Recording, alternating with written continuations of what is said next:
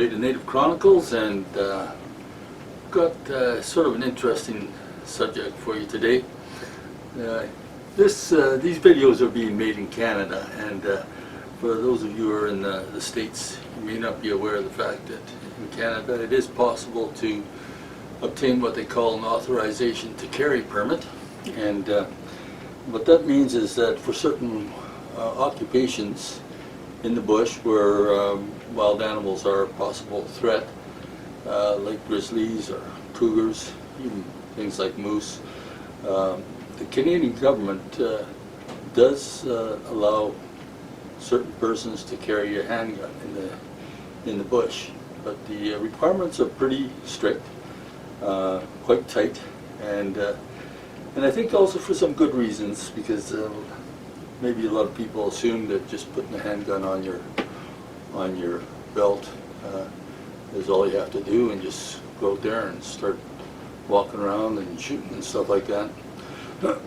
But the reality is actually quite a bit more complex, and maybe it's a good idea that in the case of the Canadian government that they do require you to pass a proof of proficiency test in order to obtain a permit to use a handgun in the bush.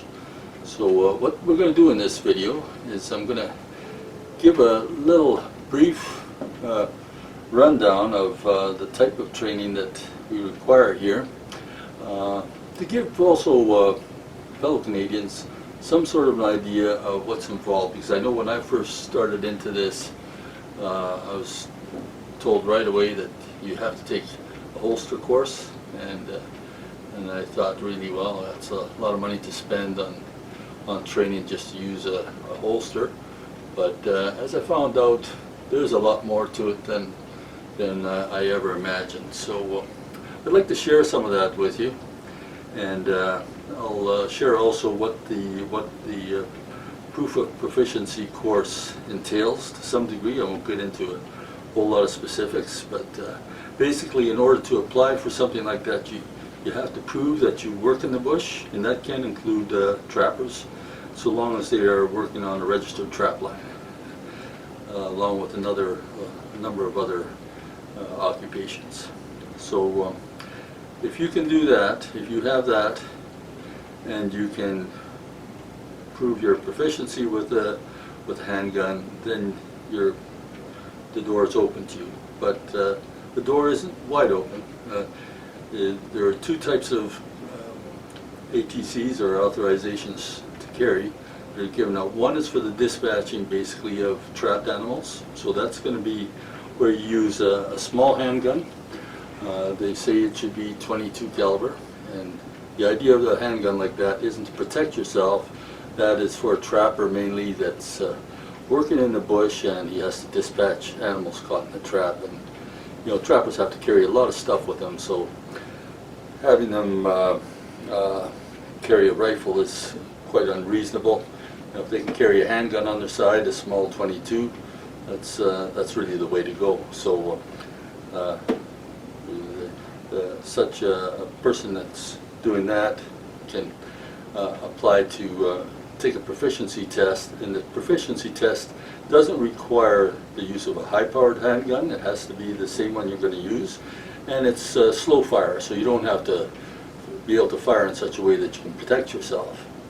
The other classification is for handguns that are used to protect yourself in the bush. And when it comes to those handguns, really the firearms officers, the people who make the calls on these things and approve the permits, what they're looking for is a .44 Magnum or greater. I mean, basically, let's just call it, they're always going to be looking for .44 Magnums. I think a .357 Magnum will be accepted. It's not recommended though, and really, you know, .44 Magnum is the way to go in if you're trying to stop a large animal like a grizzly bear. So when it comes to the proficiency test for the protection type of ATC, it's not just a matter of slow fire and hitting a target reasonably accurate, which is what you have to do with the .22. You have to be able to hit a target small enough to show that you can actually dispatch animals, but you have all the time in the world to do it. With the protection handguns, you have to be able to fire from 2 positions at 3 distances, and you have to get 18 out of 20 shots into the designated target area in order to pass.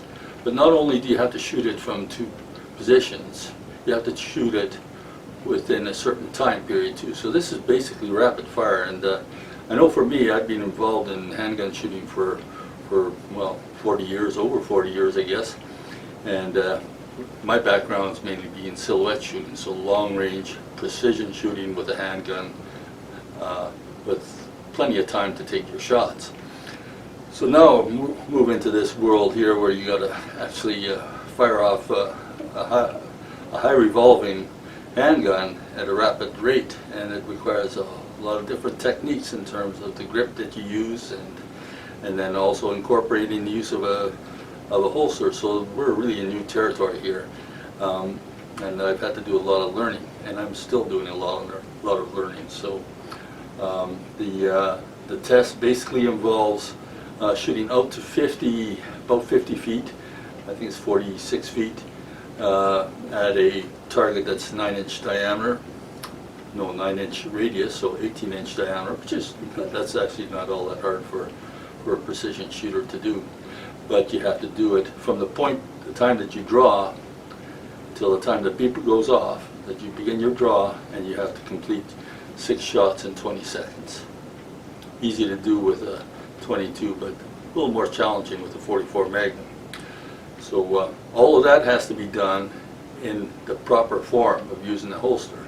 So safety is the utmost here, and if you make any mistakes in your technique, then you just fail. It doesn't matter if you hit the targets. So what we're going to do is move on to that. Okay, where we're going to start with this video is, first of all, like every video of this sort should begin, check your handgun, make sure that it's empty, make sure the hammer isn't pulled back, put it in your holster, and just so you know, this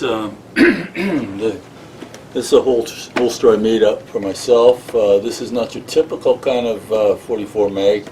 It's a silhouette model, so it's got a 10 and 5/8 inch barrel on it, which is bloody long.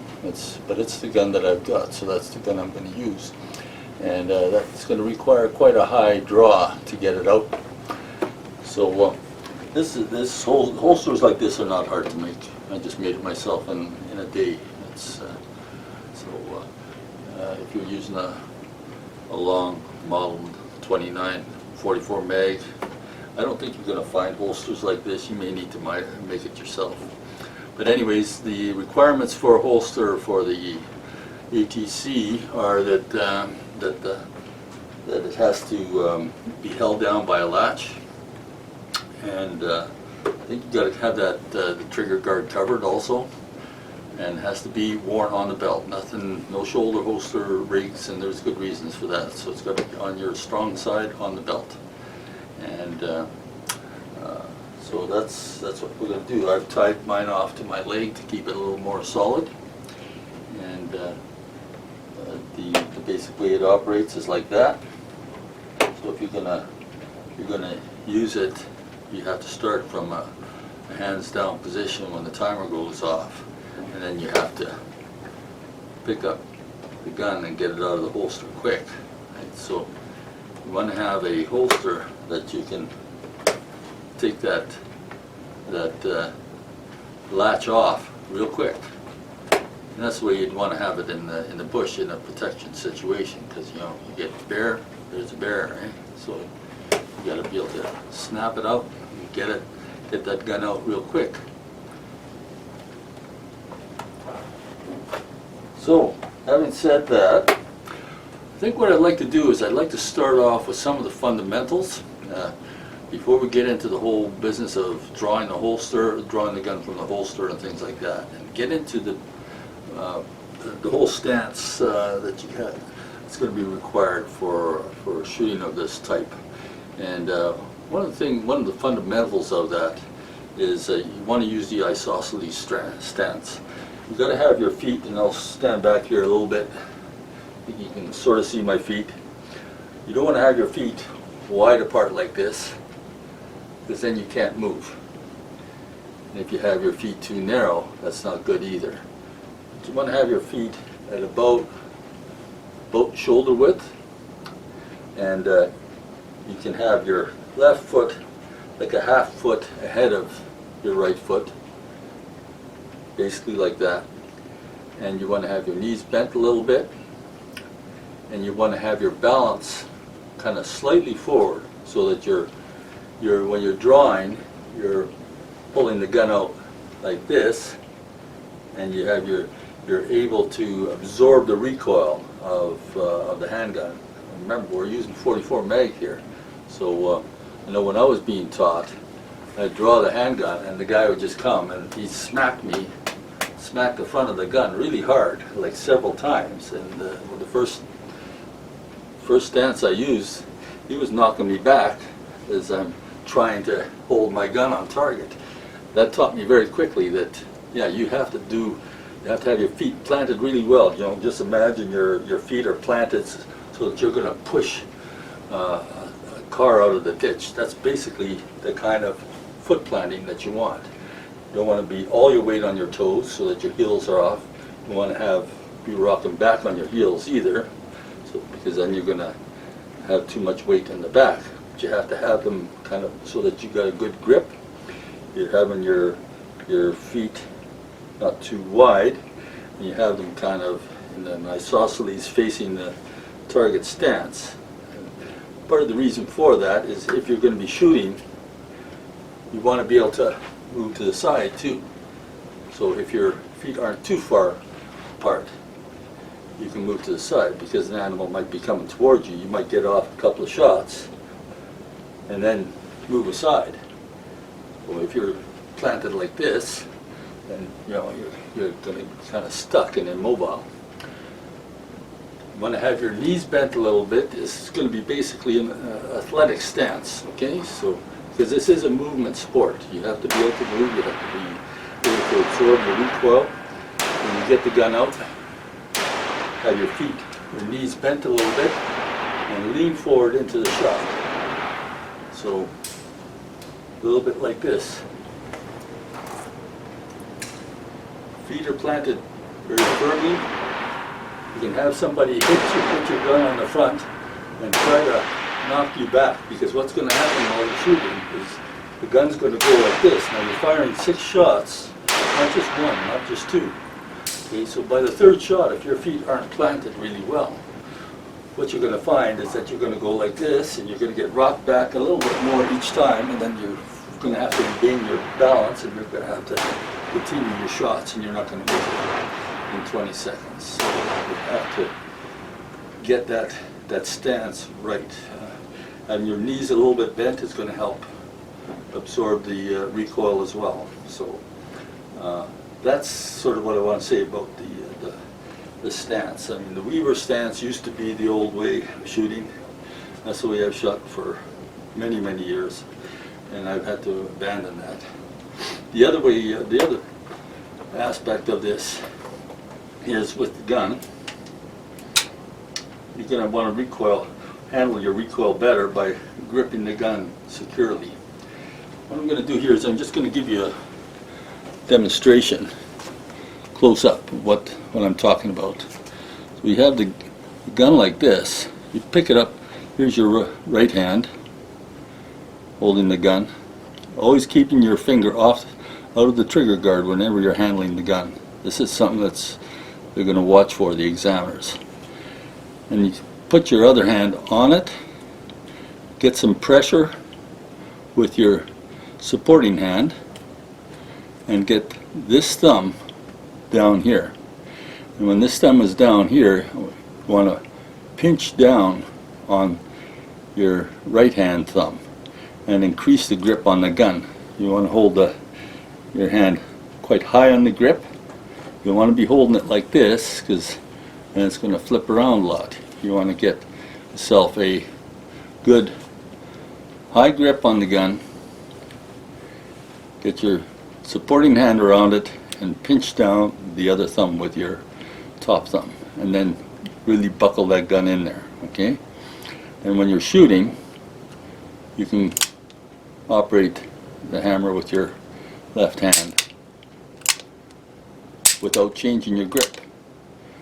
Now, by doing it this way, the recoil is not going to throw the gun up quite as much.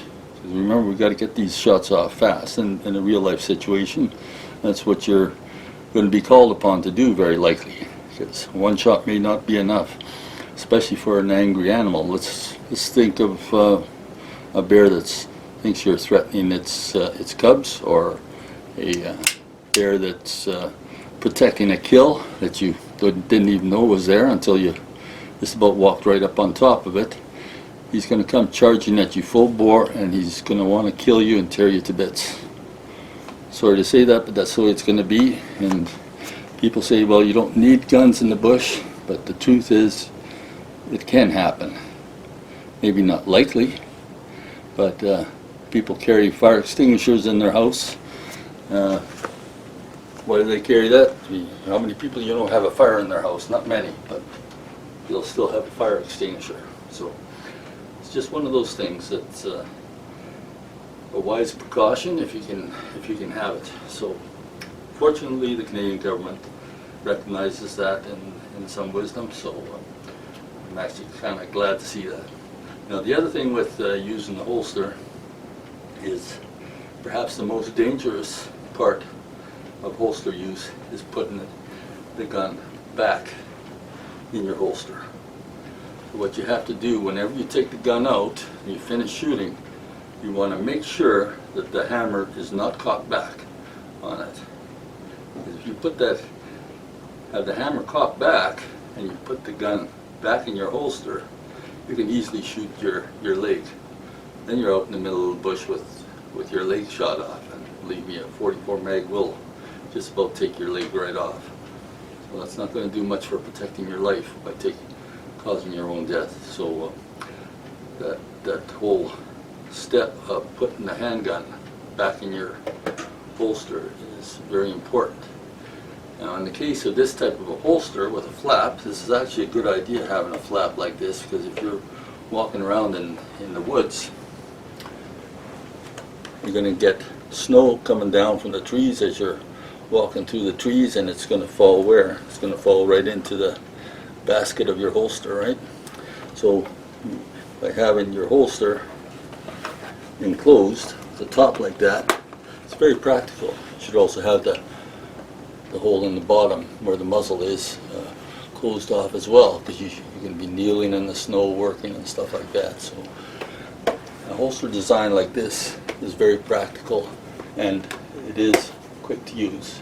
Okay? You want to have the snap not be too hard. It should be something that you can just get your thumb on and get that gun out real quick, right? So that's the whole idea there. Now, the actual business of drawing the handgun, that's got to be broken up into a number of steps. And to start with, one of the most important things is this hand here. You don't want to have it waving around out there. You don't go like this to get a gun out. And you also don't want to bring the gun up like this. That's too slow. You don't want to bring up the gun like this and shoot like that. That's too slow. You want to bring the gun up and punch the target. So as you've got the gun like this, you've got your sights lined up and you're moving straight towards the target. The whole idea is to save time. So, but with this hand here, you have to keep that out of the way. So basically the recommended method is to draw, is if you have a time period, and when they say draw or start your shooting, then you first put your hand right here, your left hand here. And then while you're doing that, you break the holster strap. And with that, this hand staying here, not here, because then you can shoot it when you're taking your gun out. You have it way back here. So first you're going to take the gun out. Let's go through that again. and you're going to be in your proper stance, you know, so that you can shoot like this. And you're going to take the gun out, and then you're going to have it like so. And then you can have your thumb crossed over, have your fingers still off the trigger guard, out of the trigger guard, and now you can pull the trigger back as you bring the gun up. But the way you want to bring the gun up is have it in position like this and punch it out. Okay? So let's go through that again. Before I put the gun back in my holster, I'm looking at the hammer, making sure it's cocked, uncocked, because that is your safety on a revolver. There's no other safety. When a hammer is uncocked on a revolver, it's safe. On modern ones anyways. And your finger is always remaining out of the trigger guard through this whole process. With your one hand, you pull back the flap, hold it against your body, and put the handgun in, leaving your finger outside of the holster. So that's basically the process here, okay? So, not that I'm the most experienced guy at this. Should have a pro doing this, I guess, but I'll show you what, basically, you know, what I've been taught. So you're going to stand, and the idea is that there's a bear coming. Somebody says bear, right? And you look, and there's a bear. You take the gun out. Boom. Boom. Boom. Take it back. Check the hammer. Put the gun back in. Now, just to show you what I mean a little bit, I mean the particulars of the grip, I'm still struggling with developing a more firm grip, but from the shooting results I'm getting, I'm doing actually just fine. So I'm thinking of just staying with the grip I've always used and get my shots off easily within 20 seconds and easily get them into the target required. So for me, the main thing is the holster hand. So you want to have that bit of a bounce in your knees. You want to have your feet spread apart the right amount. And when they give the go, then you just go like this. See there, you want to be able to grasp this edge of your holster to snap it, okay?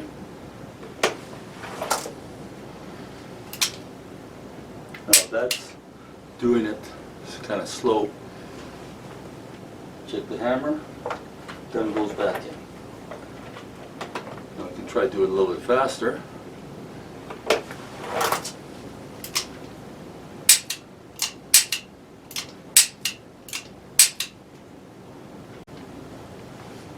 And bring it back in the holster. Checking the hammer before I put the gun back in the holster. So that's sort of how it's done. Now the whole time while I'm doing that, when I take the gun out of the holster, move this in a little bit closer. So when you take the gun out of the holster, you have to keep your finger out of the trigger guard. That's going to come out when you, like that, right? My hand is just along the bottom side of the cylinder here as I'm taking the gun out.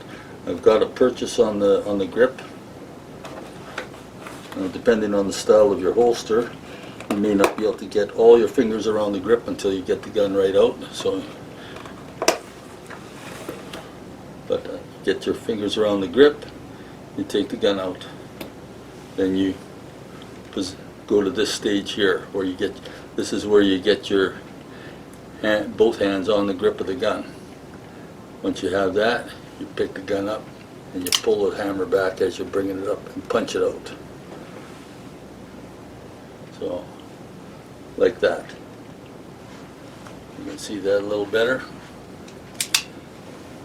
So you can kind of break this down into 4 steps. Okay, let's look at it this way.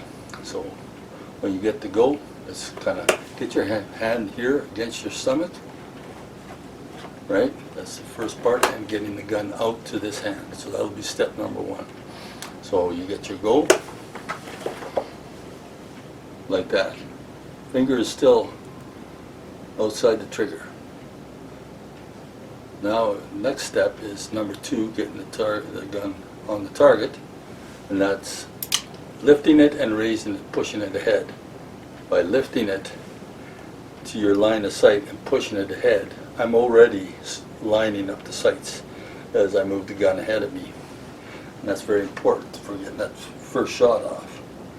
So, get the gun. I'm going through this a lot of times because it's something that you're going to have to practice for a week or two.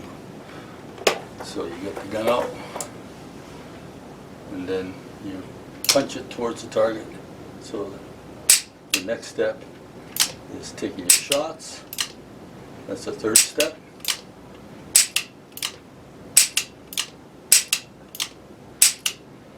And then taking the gun back. Fourth step is you bring the gun back to this position. Observe the hammer. It's very important, because sometimes it's tempting for a person to be thinking about what's happening and they pull back the hammer just in case, oh, there might be, is he coming anymore or what? You know, is there another animal? Or, you know, you got, maybe you didn't fire all your shots, so you pull back the hammer. You're ready for another shot, and then, okay, after a little bit, yeah, okay, I guess we're in the clear now, whatever, and then you put your gun back into your holster with the hammer cocked. And these revolvers, quite often, like this one, has only got about a 2-pound trigger, so it's not going to take very much to set this gun off. This is your number one, probably, dangerous situation with using the handgun in the holster, which is, you know, there's good reasons for having people qualify for handgun use with a holster before given a permit, and this is one of them. Very easy to shoot yourself. I think there was a couple of cases here in Alberta recently where a police officer and a sheriff, I think in their practice, they shot themselves. So even people that are trained, it's very easy for something like that to happen. So one step is you bring the gun back, check that hammer, get it down, make sure it's down before you put your gun back in your holster. You can see what I'm doing here when I'm putting the gun back in my holster. I'm grabbing the flap, holding it. At no point in time is the muzzle of the gun sweeping any part of my body. That's one of the reasons why they don't allow shoulder rigs here, because it's just too dangerous. You're going to take the gun out and you're going to be sweeping your arm with it. Too easy to shoot yourself. In Canada, for an ATC, you have to wear a holster on your strong side on a belt. So that's kind of the business of acquiring a authorization to carry in the country of Canada. So maybe I'll add some more onto this video later as I think of it, but I think that's kind of covered the main aspects of it. So thanks for watching, and be safe out there.